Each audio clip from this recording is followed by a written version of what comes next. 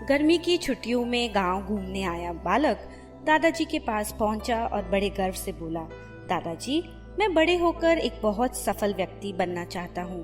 क्या आप मुझे सफल होने के कुछ उपाय बता सकते हैं? दादाजी ने मुस्कुराकर हाँ में सिर हिला दिया और चुपचाप लड़के का हाथ पकड़कर उसे नजदीक की पौधशाला ले गए। वहां जाकर दादाजी ने 2 छोटे छोटे पौधे खरीदे और उन्हें लेकर घर वापस आ गए। फिर उन्होंने एक पौधा घर के बाहर लगा दिया और दूसरा पौधा गमले में लगाकर घर के अंदर रख दिया। दादाजी ने बालक से पूछा, तुम्हें क्या लगता है भविष्य में इन दोनों में से कौन सा पौधा ज्यादा फैलेगा, फूलेगा और सफल होगा? वह लड़का कुछ क्षणों तक सोचता रहा और फिर बोला, दादाजी, घर के अंदर वाला पौधा ज्यादा सफल होगा क्योंकि वह हर एक खतरे से सुरक्षित है, जबकि बाहर वाले पौधे को तेज धूप, आंधी, बरसात और जानवरों से भी खतरा है। दादाजी बोले, ठीक है, देखते हैं आगे क्या होता है। छुट्टियां खत्म होते ही बच्चा वापस शहर चला गया। दादाजी दोनों पौधों पर बराबर ध्यान देते रहे। समय बीतता गया।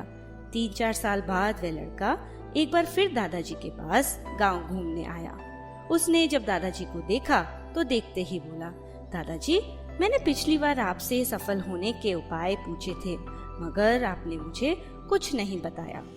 इस बार आपको जरूर बताना ही होगा। दादाजी मुस्कुराते हुए लड़के को घर में उस जगह ले गए जहाँ गमले में पौधा लगाया था। अब वह पौधा एक खूबसूरत छोटे से पेड़ में बदल चुका था।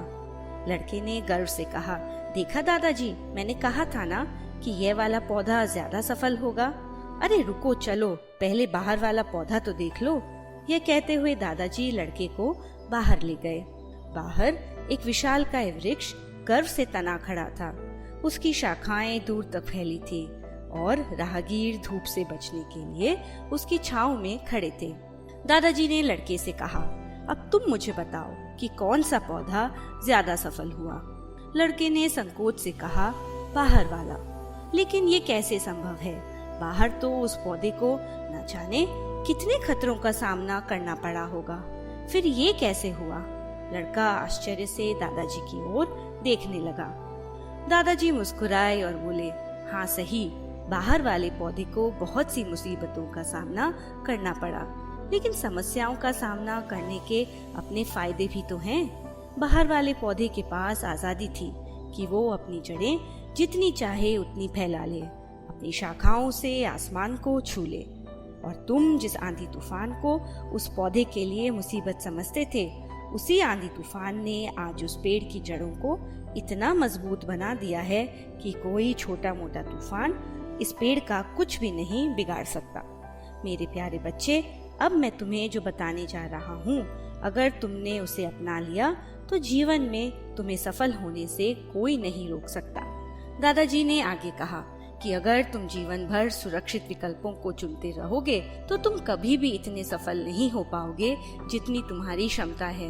लेकिन अगर तुम तमाम खतरों के बावजूद इस दुनिया का सामना करने के लिए तैयार हो तो तुम्हारे लिए कोई भी लक्ष्य हासिल करना असंभव नहीं है। लड़का दादाजी की बात समझ चुका था। उसने एक लंबी सांस ली और उस घने वृक्ष की ओर देखता रहा।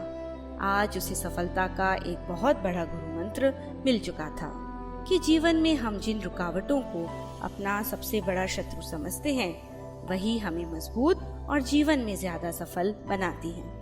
हमें कमेंट करके जरूर बताएं कि आपको ये कहानी कैसी लगी।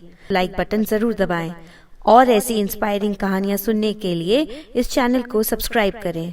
नई कहानियों के नोटिफिकेशन के लिए बेल आइकन दबाना ना भूलें।